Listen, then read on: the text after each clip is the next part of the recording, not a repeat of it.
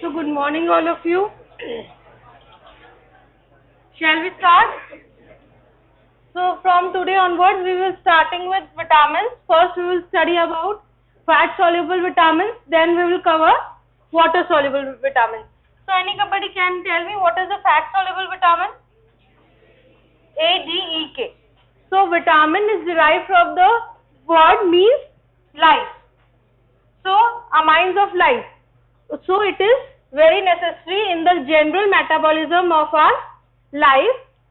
We will study about how vitamins are necessary in various biochemical molecules. So it is divided into on the basis of solubility, water soluble and fat soluble. So as the name suggests, the water solubles, these are those vitamins which are soluble in water, and fat which are lipophilic in nature and are soluble only in fat. So this is the comparison between the water and fat soluble vitamin. The fat soluble vitamin are soluble in fat while water soluble are soluble in water. So as the amount of absorption, because our body contains 80% of water, so the molecules which are hydrophilic are easily absorbed in our body.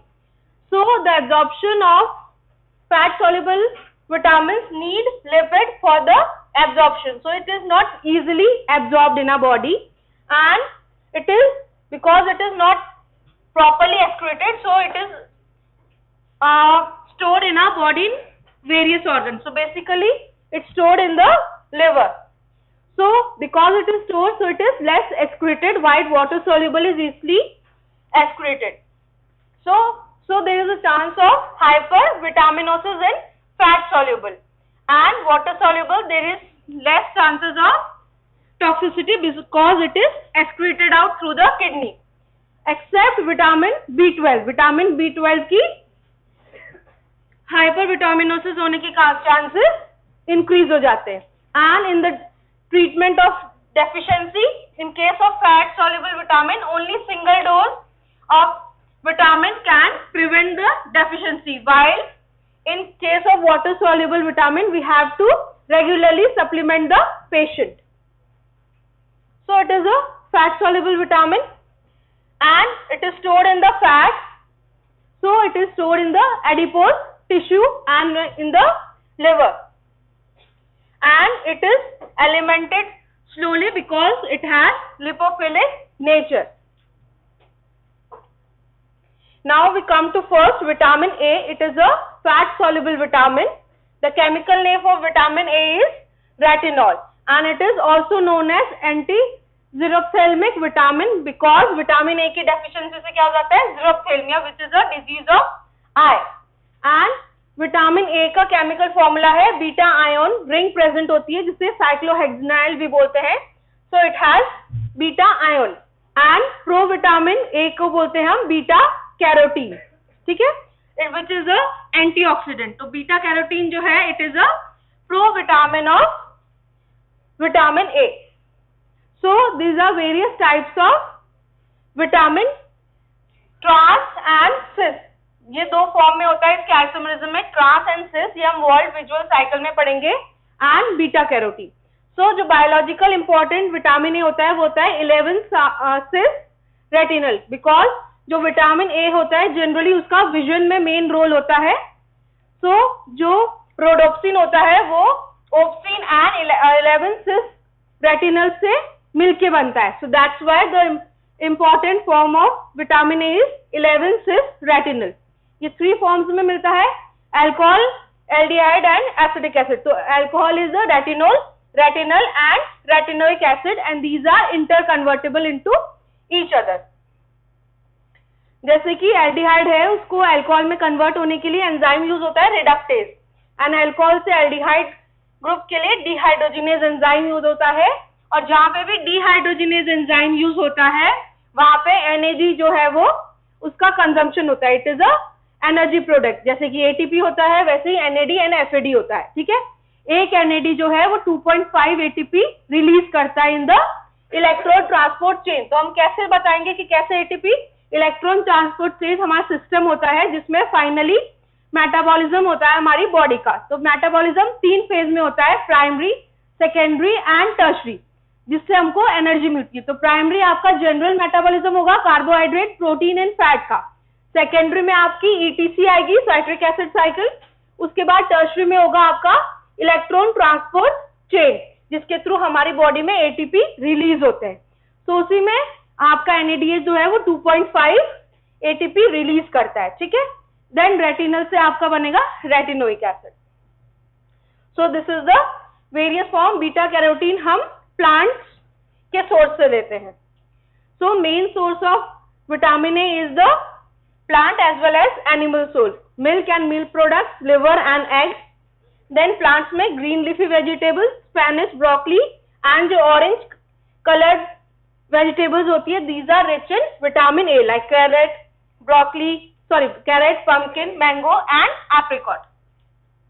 So अब इसका metabolism, beta carotene जो हम diet में लेते हैं वो किस में कन्वर्ट होता है? फर्स्ट विटामिन ए में, इंटेस्टाइनल म्यूकोसा में, देन वो आपका स्टोर्ड होता है आपका लिवर में। एंड क्योंकि ये आपका लिपिड विटामिन है तो इसलिए इसको कोई कैरियर चाहिए होगा। जो वाटर सॉल्युबल कंपाउंड्स होते हैं वो इजीली ट्रांसपोर्ट हो जाते हैं हमारी बॉडी में थ्रू ब्लड, लेकिन जो आपका लिपोफिलिक कंपाउंड्स होते हैं उसको कुछ ट्रांसपोर्ट मीडियम चाहिए होता है जो बेसिकली प्रोटीन्स होते हैं। सो इसमें रेटिनोल बाइंडिंग प्रोटीन होता है, उससे वो बाइंड करता है, फिर देन ब्लड के थ्रू आपका लिवर में जाके स्टोर हो जाता है, लिटिल अमाउंट आपका यूरिन में एक्सक्रीट आउट हो जाता है। तो इस तरीके से रेटिनॉल जो है वो इंटेस्टाइन में एब्जॉर्ब होगा, retinoic acid and chylomicron, it is a fat, ठीक है। लिपोप्रोटीन्स का नाम है chylomicron. Lipoproteins means those compound which contain lipid as well as proteins. ये 5 कैटेगरीज में होते हैं, chylomicron, LDL, VLDL and HDL. So chylomicron basically क्या करता है? कोलेस्ट्रॉल को ट्रांसफर करता है from intestine to the liver. So ये इसके थ्रू बाइंड होके रेटिनोल बाइंडिंग प्रोटीन के थ्रू लिवर में जाएगा एंड स्टोर हो जाएगा, वहां पे फिर वो रिलीज करेगा रेटिनोल बाइंडिंग प्रोटीन। क्योंकि लिवर का काम वेरियस होता है, metabolism in the production of proteins, in the excretion of toxic components. So ये रेटिनोल बाइंडिंग प्रोटीन रिलीज करेगा, वो आपका टारगेट सेल पे जाएगा एंड डीएनए के थ्रू अटैच करके आपका स्पेसिफिक विटामिन रिलीज करेगा। तो आपका ओवरऑल मेटाबॉलिज्म है विटामिन ए का। Then what is the main function of vitamin A? It is good for the vision, it provide the good vision and it act as a antioxidant. Antioxidants क्या होते हैं? क्योंकि हमारी body में free radicals produce होते हैं जो हमारी टिश्यूज एंड डीएनए को डैमेज करते हैं, उसको प्रिवेंट करने के लिए हमारे एंटीऑक्सीडेंट्स होते हैं, ठीक है। तो एक एंटीऑक्सीडेंट का नाम है beta carotene which is a pro vitamin of vitamin A. Then ये आपके स्किन एंड हेयर के लिए भी हेल्दी होता है, it keeps the mucosa healthy, it provide the immunity and genetic regulation को मेंटेन करता है, then it provide the immunity and it helps in the reproductive system.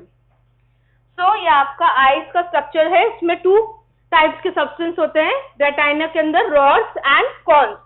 Rod जो है वो आपका विजन देते हैं डिम लाइट में एंड कॉन्स जो होते हैं वो आपका कलर्ड विजन के लिए रिस्पॉन्सिबल होते हैं। सो ये आपकी वॉल विजुअल साइकिल है which is very important and it may be asked in the short note. तो यदि आपका विटामिन ए का फंक्शन आएगा तो आपको वॉल विजुअल साइकिल तो बनानी है, ठीक है। So as I told you, photo receptors means वो रिसेप्टर्स जो आपके आई के रेटाइना के अंदर प्रेजेंट है, ठीक है। तो उसके अंदर क्या प्रेजेंट होता है? रोडोप्सिन, जो किससे मिलके बनता है? ऑल सिस रेटिनल से एंड ओप्सिन से। अब जैसे ही लाइट पड़ती है तो क्या होगा? फोटो एक्साइटेशन होगा एंड क्या होगा? ओप्सिन अलग हो जाएगा and it convert into all trans retinal, ठीक है। फिर रेटाइनल एपिथेलियम के अंदर आएगा ट्रांस रेटिनल, उसके बाद फिर वो ब्लड स्ट्रीम के होता हुआ लिवर के अंदर आएगा एंड लिवर के अंदर क्या होता है? अल्कोहल डिहाइड्रोजिनेज एंजाइम होता है जो रेटिनल को रेटिनोल में कन्वर्ट कर देगा। फिर इसके बाद रेटिनोल से ट्रांस से सिस में आने में, क्योंकि आइसोमरिज्म है ट्रांस एंड सिस का, तो आइसोमरिज्म में कौन सा एंजाइम यूज होता है? आइसोमरेज, ठीक है। एंड एल्डिहाइड से अल्कोहल में कन्वर्ट करने के लिए अल्कोहल डिहाइड्रोजिनेज, ठीक है। उसके बाद सिस रेटिनोल जो है वो वापस अल्कोहल डिहाइड्रोजिनेज से किसमें कन्वर्ट होगा, सिस रेटिनल में, ठीक है। उसके बाद फिर वो ब्लड स्ट्रीम में जाएगा, रेटाइनल एपिथेलियम में जाएगा एंड सिस रेटिनल से वापस 11 सिस रेटिनल मिल जाएगा एंड वापस जैसे ही वो रोडोप्सिन बना देगा एंड विजन प्रोवाइड करेगा, ठीक है। आगे सबको वर्ल्ड विजुअल साइकिल समझ में अंडरस्टूड। इसमें सिर्फ 4 ही एंजाइम्स है।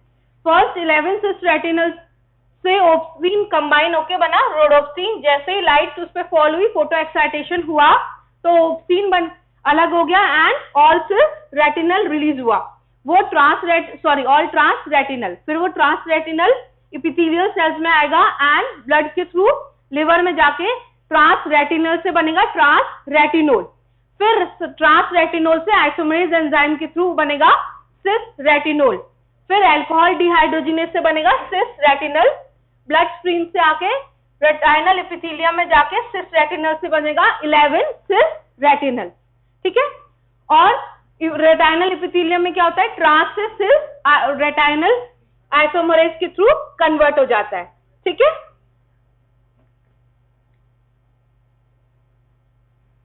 वापस रीजनरेशन अपन ने पढ़ लिया, रेटाइनल आइसोमेरेज से ट्रांस से क्या हो जाएगा, सिस में कन्वर्ट हो जाएगा, ठीक है। एंड जो अल्कोहल डिहाइड्रोजिनेज है उसमें जिंक होता है, सो इसलिए जिंक जो मिनरल है that is important in the retinol metabolism, तो इसलिए जिंक का रोल है आपका आई के विजन में, ठीक है। इस तरीके से ये साइकिल होती है। अब क्या होता है, जैसे ही लाइट हुई तो क्या हुआ, रोडोप्सिन तो ब्रेक डाउन हो गया, ठीक है। सो इसलिए जब आप लाइट, डिम लाइट से या आप शिफ्ट करते हो डार्क उसमें, तो आपको थोड़ी देर तक दिखता नहीं है, क्यों, क्योंकि जैसे ही लाइट पड़ी तो आपका क्या हो गया, वो ट्रांस रेटिनल में कन्वर्ट हो गया, है ना। सो वापस रोडोप्सिन बनने के लिए कुछ टाइम लगता है, जिसको हम बोलते हैं डार्क एडेप्टेशन टाइम, ठीक है।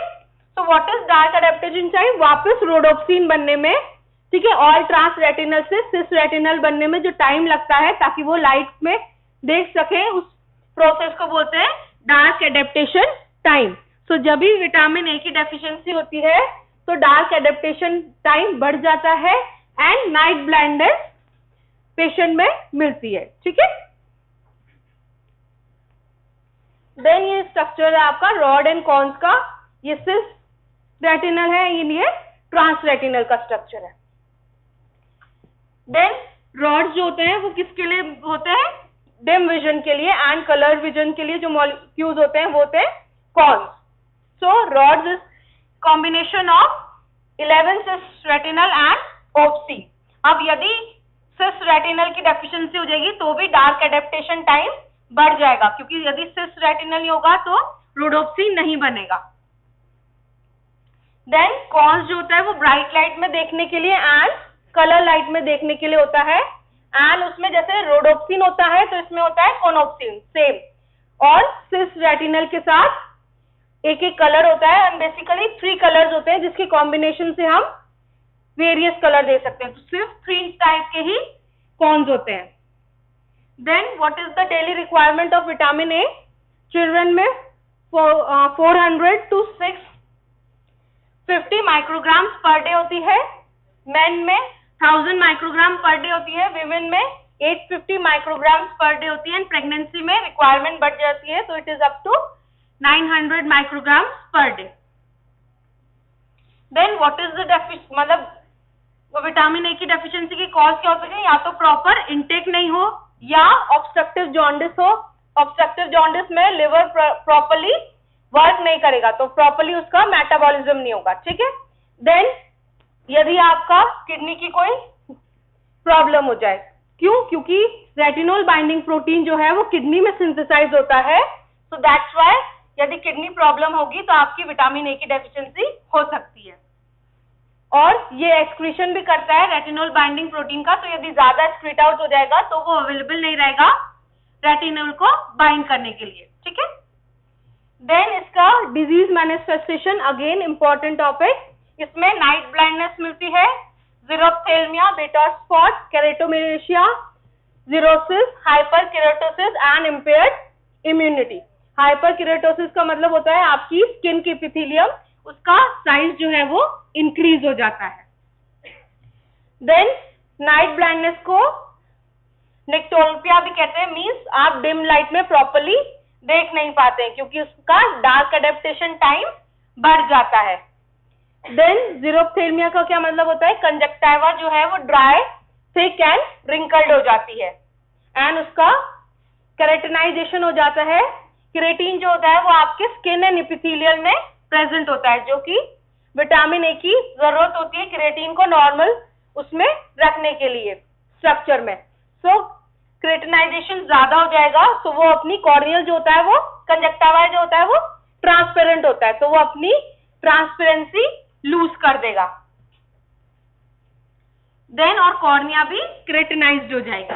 देन बीटॉट स्पॉट ये एक ट्रायंगुलर प्लार्क होता है नियर द कंजक्टिवा। देन केरेटोमिलेशिया, इसमें क्या होता है, यदि ज़ीरोफ्थेल्मिया मतलब थिकनेस प्रॉपरली टाइम तक ज्यादा रहेगी तो कॉर्निया आपका सॉफ्ट हो जाएगा, जिससे क्या बोलते हैं हम केरेटोमिलेशिया की कॉर्निया की सॉफ्टनिंग। देन फिर बाद में कॉर्नियल ओपेसिटी आ जाएगी। देन आपका एपिथेलियल जो है वो हाइपरकेरेटोसिस हो जाएगा एंड इन्फेक्शन के चांसेस भी इंक्रीज हो जाएंगे क्योंकि हमारा इम्यून सिस्टम को मेंटेन करता है। सो ऐसे आपका ग्रेइश ब्लैक प्लाक मिलेगा ट्रायंगुलर, जिसे हम बोलते हैं Bitot spot and keratomalacia. Then hypervitaminosis A, excessive intake से टॉक्सिसिटी हो जाएगी और इसके साइन एंड सिम्टम्स है एनोरेक्सिया, एनोरेक्सिया मतलब भूख ना लगना। देन irritability, headache, feeling of the skin, drowsiness means चक्कर आना एंड वॉमिटिंग, एंड जो बच्चों है उसमें लिवर जो है वो एनलार्ज्ड मिलेगा। ठीक है, तो ये आपका ओवरऑल समरी है विटामिन ए के एक्शन की। ये मेंटेन करता है विजन को, ग्रोथ में, maintenance of the epithelial, in the reproduction system, in the treatment of leukemia. Leukemia is a type of blood cancer, and in the treatment of psoriasis. Psoriasis आपका skin infection होता है क्योंकि skin को maintain करता है, तो psoriasis में हम रेटिनोइक एसिड पेशेंट को देते हैं, एंड क्योंकि इम्यूनिटी मेंटेन करता है इसलिए हम ब्लड कैंसर में भी बीटा रेटिनोइक एसिड को, ऑल्ट्रास रेटिनोइक एसिड को एज अ ट्रीटमेंट यूज करते हैं। देन नेक्स्ट विटामिन है आपका विटामिन ई, जिसे हम टोकोफेरॉल भी कहते हैं। It is anti sterility vitamin. इसके अंदर एक क्रोमोफेन रिंग होती है विद आइसोप्रेनाइड साइड चेन। 8 टाइप्स के आपका अल्फा टोकोफेरॉल होता है, लेकिन मतलब टोकोफेरॉल होता है, लेकिन अल्फा टोकोफेरॉल है इसकी सबसे ज्यादा बायोलॉजिकल एक्टिव होती है, एंड ये आपका नेचुरली एक्टिंग एंटीऑक्सीडेंट है। ठीक है, तो कहीं पे भी टोकोफेरॉल आएगा इट मींस विटामिन ई। तो ये स्ट्रक्चर है अल्फा टोकोफेरॉल का।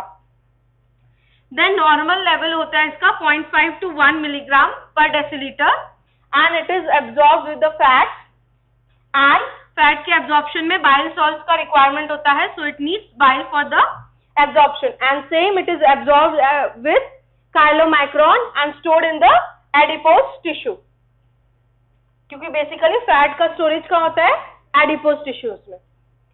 देन इसका मेन सोर्स है cereal grains, specially in germs. It is present in vegetable seeds and seeds oil के अंदर, and it is present in the meat, milk and butter egg etcetera.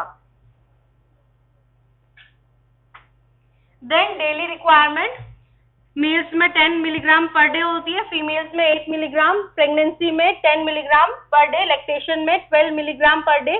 Pregnancy and lactation में requirement increase हो जाती है। ठीक है, तो यदि आपसे लॉन्ग क्वेश्चन में पूछा जाए आपको सोर्स, डेली रिक्वायरमेंट, उसका फंक्शन एंड डेफिशिएंसी मैनिफेस्टेशन, ऐसे आपको लॉन्ग क्वेश्चन में विटामिन आएंगे। ठीक है, तो आपको उसका सोर्स बताना पड़ेगा, फंक्शन, डेली रिक्वायरमेंट कितनी है, एंड डेफिशिएंसी में क्या क्या डेफिशिएंसी होगी। ठीक है, एंड फार्माकोलॉजिकल डोसेज में अपन 200 to 400 international unit per day देते हैं।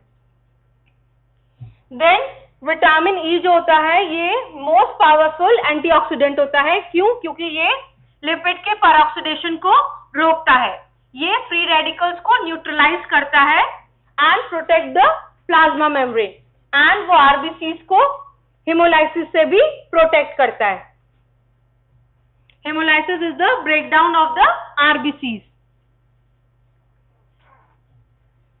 एंड एजिंग में क्या होता है, फ्री रेडिकल्स का फॉर्मेशन इंक्रीज हो जाता है, so it protects the ageing effect. And immunity आपका बूस्ट करता है एंड एथेरोस्क्लेरोसिस को प्रिवेंट करता है। एथेरोस्क्लेरोसिस में क्या होता है, एलडीएल होता है, लो डेंसिटी लिपोप्रोटीन, जो कि एक टाइप का लिपोप्रोटीन होता है and it is harmful lipoprotein. So atherosclerosis में क्या होता है, एलडीएल का ऑक्सीडेशन होता है। तो क्योंकि ये लिपिड परऑक्सीडेशन एंड ऑक्सीडेशन को रोक रहा है, सो यदि एलडीएल का ऑक्सीडेशन नहीं होगा तो एथेरोस्क्लेरोसिस के चांसेस कम हो जाएंगे। एथेरोस्क्लेरोसिस होता है, it is the narrowing of the blood vessels and accumulation of the cholesterol in the blood vessels.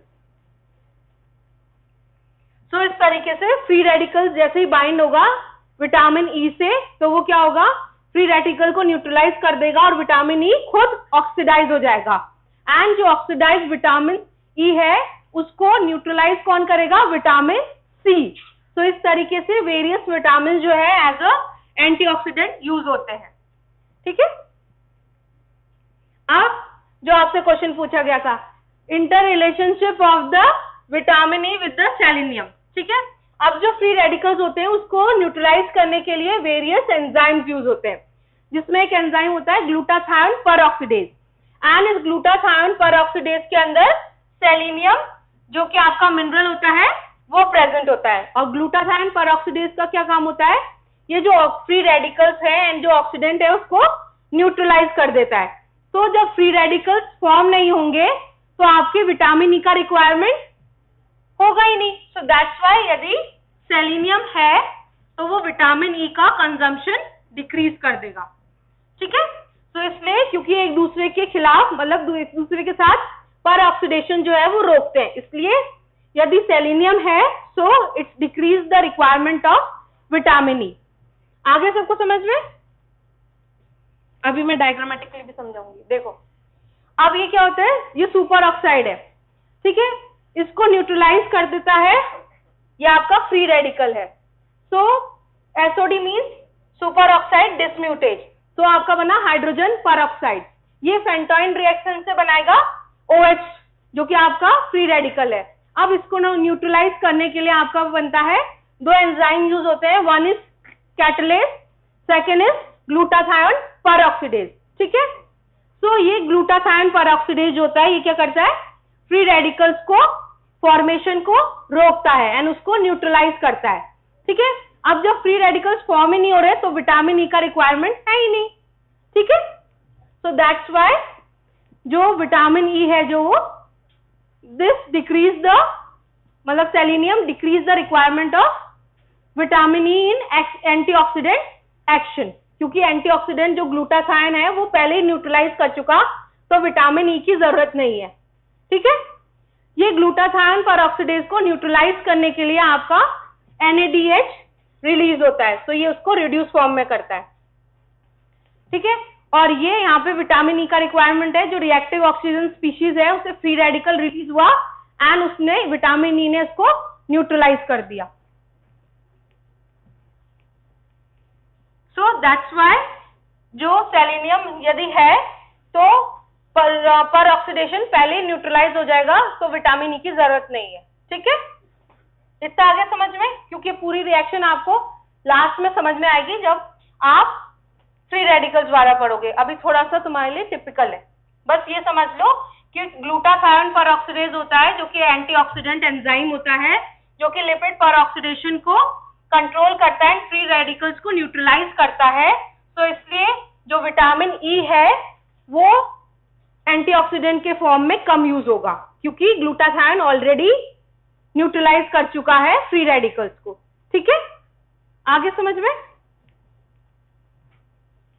Then causes of deficiency, या तो डाइटरी इंटेक कम है, या प्रीमेच्योर इन्फेंट्स है, या लिपोप्रोटीन का लेवल कम है पेशेंट के अंदर, एंड दूसरा यदि कोई जेनेटिक म्यूटेशन है in the tocopherol transfer protein के अंदर। सो विटामिन ई की डेफिशिएंसी में पुअर नर्व कंडक्शन होगा, then spinocerebellar ataxia, retinopathy, neuropathy and myopathy. And इसकी डेफिशिएंसी के कारण एनीमिया भी हो सकता है। क्यों? क्योंकि ये एनीमिया क्यों होगा? क्योंकि आरबीसी को ऑक्सीडेटिव डैमेज से ये रोकता है। सो आरबीसी का डैमेज हो जाएगा तो जिसके कारण एनीमिया हो जाएगा। ऐसे इसमें मेजर डिजीज नहीं होती विटामिन ई में। एंड हाइपरविटामिनोसिस रेयर कंडीशन होता है जब यदि 1000 इंटरनेशनल यूनिट पर डे यदि अपन पेशेंट को देते हैं, जिसके कारण पेशेंट में क्या होगा? हैमरेज होगा, ठीक है। And because it is a anticoagulant. Anticoagulant means जो क्लॉट फॉर्मेशन को रोकता है। So next is the vitamin D. Vitamin D का केमिकल नेम क्या है? कैल्सीफेरॉल। इसके 2 टाइप्स हैं, 7 hydroxy cholesterol and ergo cholesterol. Then vitamin D3 का है कोलीकैल्सीफेरॉल एंड इसको सनशाइन विटामिन भी कहते हैं। एंड विटामिन D3 किससे प्रोड्यूस होता है? जब 7 हाइड्रोक्सी कोलेस्ट्रॉल पे सनलाइट फॉल करती है। सो इसका सोर्स है liver, egg yolk and it is formed in the skin when cholesterol is converted into 7 hydroxy cholesterol। ठीक है। तो कोलेस्ट्रॉल का एक क्या फंक्शन हो गया कि उससे विटामिन डी का फॉर्मेशन हो रहा है। ठीक है। सो विटामिन डी का प्रिकर्सर कौन सा क्या हुआ? कोलेस्ट्रॉल। ठीक है। तो इस तरीके से घुमा के क्वेश्चन पूछे जाते हैं। सो जैसे स्किन में यूवी लाइट आएगी तो 7 हाइड्रोक्सी कोलेस्ट्रॉल से क्या बनेगा?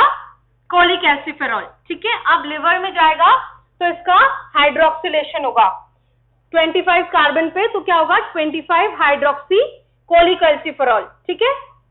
विटामिन D3 को directly cholecalciferol. So it is a stored form of the vitamin. ठीक है। इस तरीके से विटामिन D3 बनेगा। सनलाइट मिली 7 हाइड्रोक्सी कोलेस्ट्रॉल से, आपका सिकोस्टेरॉल बनेगा, देन फिर कोलीकैल्सीफेरॉल बनेगा। ठीक है। अब किडनी के अंदर अगेन हाइड्रोक्सिलेशन होगा 1 पोजीशन पे, तो बनेगा 125 डाईहाइड्रोक्सी कोलीकैल्सीफेरॉल। ठीक है। तो ये एक्टिव फॉर्म है विटामिन D3 की, 125 डाईहाइड्रोक्सी कोलीकैल्सीफेरॉल, जिसे 125 DHCC भी कहते हैं। ठीक है। So it is a steroid hormone. So active form of vitamin D जो 125 डाईहाइड्रोक्सी कोलीकैल्सीफेरॉल है, it is a steroid hormone. क्योंकि हार्मोन क्यों कहा है? क्योंकि ये कैल्शियम एंड फास्फोरस के लेवल को मेंटेन करता है। ठीक है। और यदि आपका हाइड्रोक्सिलेशन 24th पोजीशन पे हो गया तो ये इनएक्टिवेट कर देगा आपके विटामिन D3 को। ठीक है। सो 125 इज द एक्टिव फॉर्म। यदि 1 पोजीशन पे हुआ hydroxylation so it is the active form, और यदि हाइड्रोक्सिलेशन 24 पे हो जाएगा सो it is the inactivated form of vitamin D3, और ये एक्सक्रीट आउट हो जाएगा, आपका एक्टिव फॉर्म नहीं बनेगा। ठीक है। सो इस तरीके से आपका 125 डाईहाइड्रोक्सी कोलीकैल्सीफेरॉल को कैल्सीट्रायोल भी बोलते हैं। ठीक है। तो कैल्सीट्रायोल मीन्स 125 डाईहाइड्रोक्सी कोलीकैल्सीफेरॉल। ठीक है। सो यदि विटामिन D3 का नेम पूछेंगे तो क्या है? कोलीकैल्सीफेरॉल है। ठीक है। And active form of vitamin D is calcitriol which means 125 dihydroxy cholecalciferol. ठीक है। सो कोलीकैल्सीफेरॉल का हाइड्रोक्सिलेशन हुआ 25th पोजीशन पे, देन 1 पोजीशन पे हुआ तो आपका डायरेक्टली 125 डाईहाइड्रोक्सी कोलीकैल्सीफेरॉल बन गया। ठीक है। आगे सबको समझ में? क्योंकि कैल्शियम भी इंपॉर्टेंट है, ये भी आपके विटामिन डी भी इंपॉर्टेंट है क्योंकि इसका relation calcium and phosphorus metabolism में होता है। ठीक है। तो D3 की जो है ये इनएक्टिव फॉर्म है। एंड एक्टिव फॉर्म कौन सी है? 125 डाईहाइड्रोक्सी कोलीकैल्सीफेरॉल। ठीक है। तो कैल्सीट्रायोल एंड कैल्सीटोनिन अलग अलग है। Calcitriol is a activated form of vitamin D and it increase the calcium level, and calcitonin एक हार्मोन है which is secreted by the thyroid gland, जो कि कैल्शियम के लेवल को कम करता है। ठीक है, तो जब आप मिनरल्स में कैल्शियम एंड फास्फोरस पढ़ेंगे तो ये दोनों नाम आएंगे, कैल्सीट्रायोल एंड कैल्सीटोनिन। तो कंफ्यूज नहीं होना, कैल्सीट्रायोल तो कैल्शियम का लेवल बढ़ा रहा है एंड कैल्सीटोनिन जो है, जो कि हार्मोन थायराइड हार्मोन से रिलीज हो रहा है, वो कैल्शियम का लेवल कम कर रहा है। एंड नेक्स्ट हार्मोन होता है कैल्शियम हेमोस्टेसिस में पैराथायराइड हार्मोन, वो भी कैल्शियम के लेवल को बढ़ाता है। देन अगेन वो रिसेप्टर से बाइंड करेगा, कैल्सीट्रायोल जो है it bind with the vitamin D receptor, then वो डीएनए से बाइंड करके ट्रांसक्राइब करेगा एंड डीएनए को विटामिन डी को टारगेट ऑर्गन पे लेके जाएगा। ठीक है, तो ये जो भी आपके फैट सॉल्युबल विटामिन है, इसका जेनेटिक रिलेशन है, वो डायरेक्ट आपके डीएनए से अटैच होके with the response element they form a certain protein and उस प्रोटीन से आपका पर्टिकुलर टारगेट सेल्स पे जाता है एंड वो प्रॉपर फंक्शन करते हैं। ठीक है, then effect of vitamin D has various effects, intestine में होता है, देन बोन्स में एंड द किडनी के डीसीटी में इसका रोल होता है। ठीक है, अब ये क्या करता है, इंटेस्टाइन में कैल्शियम के एब्जॉर्प्शन को इंक्रीज करता है विटामिन डी।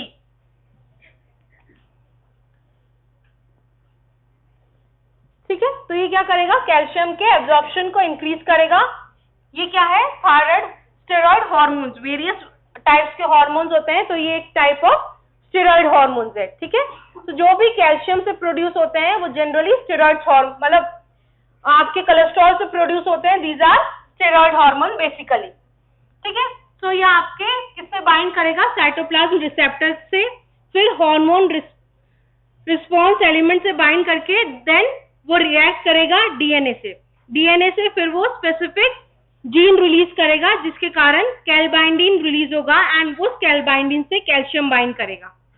ठीक है, इस तरीके से कैल्शियम का एब्जॉर्प्शन इंक्रीज करते हैं। कैल्सीट्रायल रिलीज हुआ, वो इंटेस्टाइन में रिसेप्टर कॉम्प्लेक्स बनाएगा, देन वो रिसेप्टर कॉम्प्लेक्स डीएनए से बाइंड करेगा एंड कैलबाइंडिन प्रोटीन रिलीज करेगा और इस कैलबाइंडिन प्रोटीन से कैल्शियम बाइंड करेगा। इस तरीके से ये कैल्शियम का एब्जॉर्प्शन इंक्रीज करता है। ठीक है, at a genetic level DNA से बाइंड करेगा, डीएनए से क्या बनेगा, फिर आपका आरएनए, आरएनए से बनेगा प्रोटीन। ठीक है, सो कौन सा प्रोटीन रिलीज करेगा, कैलबाइंडिन। वो कैलबाइंडिन जो होता है protein that's bind the calcium and calcium का एब्जॉर्प्शन इंक्रीज करता है ये। ठीक है, यहां तक आया समझ में, क्योंकि कैल्शियम और vitamin D these are interrelated. Then bones में क्या इसके इफेक्ट है, इंटेस्टाइन में क्या करा इसने, एब्जॉर्प्शन बढ़ा दिया। ठीक है, अब बोन में क्या करता है, मिनरलाइजेशन करता है। ठीक है, mineralisation means bone formation. Bone formation के लिए दो सेल्स होते हैं, ऑस्टियोब्लास्ट और ऑस्टियोक्लास्ट। तो ऑस्टियोब्लास्ट जो होता है वो क्या होता है, बोन फॉर्मिंग सेल, और osteoclast bone break down cells. ठीक है, तो ये बोन फॉर्मिंग सेल्स को बढ़ाता है, इसलिए ये कैल्शियम का लेवल इंक्रीज करता है। सो विटामिन डी जो है वो दोनों का लेवल बढ़ाएगा, कैल्शियम का भी और फास्फोरस का भी। ठीक है, तो वो डिफरेंशिएट करेगा ऑस्टियोब्लास्ट एंड ऑस्टियोक्लास्ट से एंड स्टिमुलेट करेगा कैल्सिटोनिन जो है एल्कलाइन फॉस्फेटेज, ये भी एक हार्मोन है। ठीक है, सॉरी एंजाइम्स है एल्कलाइन फॉस्फेटेज, इसका मैं इंटरप्रिटेशन बता दूं। Alkaline phosphatase is a type of enzyme. ठीक है, सो ये जो है आपका, ये आपका लिवर डिजीज में भी इंक्रीज होता है एंड ये आपका बोन डिजीज की कंडीशन में भी इंक्रीज होता है। ठीक है, लिवर डिजीज में बेसिकली जो ऑब्स्ट्रक्टिव केसेस होते हैं, जैसे ऑब्स्ट्रक्टिव जॉन्डिस, उस केस में बढ़ता है। एंड दूसरा इसका रिलीज होता है जब आपकी बोन डिजीज होती है। तो क्या करता है, कैल्सीट्रायोल जो है वो ऑस्टियोब्लास्ट को स्टिमुलेट करेगा और वो ये रिलीज करेंगे एल्कलाइन फॉस्फेटेज को। ठीक है, एल्कलाइन फॉस्फेटेज जो है वो बोन डिसऑर्डर्स में इंक्रीज होता है, ये एक एंजाइम है। तो यदि आपकी बॉडी में एंजाइम इंक्रीज है तो इट कैन बी, या आपको लिवर डिजीज हो सकती है, पोस्ट लिवर डिजीज, या आपको बोन डिजीज हो सकती है, ठीक है। सो एंजाइम्स का वेरियस रोल होता है। सो नॉर्मली तो ये रेज नहीं होते, जो डायग्नोस्टिक इंपॉर्टेंस होती है वो पर्टिकुलर डिजीज में इंक्रीज होते हैं। सो एंजाइम के लेवल को देख के हम डिजीज डायग्नोज करते हैं, ठीक है। सो एल्कलाइन फॉस्फेटेज आपकी बोन डिजीज में भी इंक्रीज होता है, ठीक है। एंड सेकेंड है आपका विटामिन डी का रीनल ट्यूब्यूल्स में क्या रोल है, ये रीनल रीएब्जॉर्प्शन करता है कैल्शियम एंड फॉस्फोरस का, ठीक है। तो इसके लिए कैल्सिट्रायोल तीनों चीजों में एक्ट करके कैल्शियम के लेवल को इंक्रीज करता है। फर्स्ट इंटेस्टाइन में रोल है, it increase the absorption. Second mineralisation करके बोन्स का, उसमें कैल्शियम का लेवल। एंड थर्ड रीएब्जॉर्प्शन करता है, तो इसलिए कैल्शियम का लेवल बढ़ाता है। और किस पार्ट पे रीएब्जॉर्प्शन करता है, basically DCT, distal converting tubules के अंदर, ठीक है। एंड ये दोनों का रीएब्जॉर्प्शन कराता है, calcium as well as phosphorus का। लेकिन पैराथायराइड है वो सिर्फ कैल्शियम पे एक्ट करता है, वो सिर्फ कैल्शियम का लेवल बढ़ाता है। तो इस तरीके से आपका क्या होता है, यदि कैल्शियम का लेवल लो है तो आपका पैराथायराइड एंड कैल्सिट्रायोल कैल्शियम के लेवल को इंक्रीज करेंगे, एंड कैल्सिटोनिन जो है वो कैल्शियम का लेवल बोन के थ्रू डिक्रीज करेगी by depositing the calcium in the bone.